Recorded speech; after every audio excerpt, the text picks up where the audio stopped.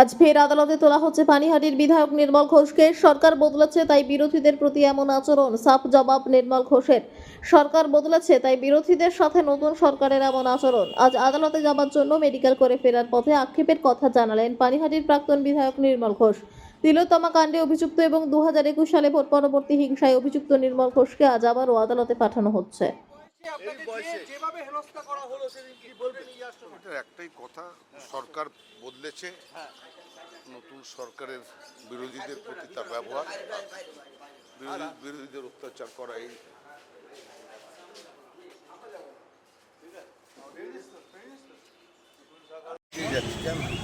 আচ্ছা,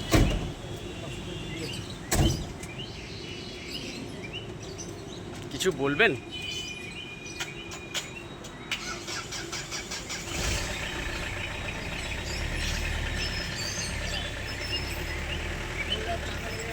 হ্যাঁ, আমি সাইড হয়ে যাবো।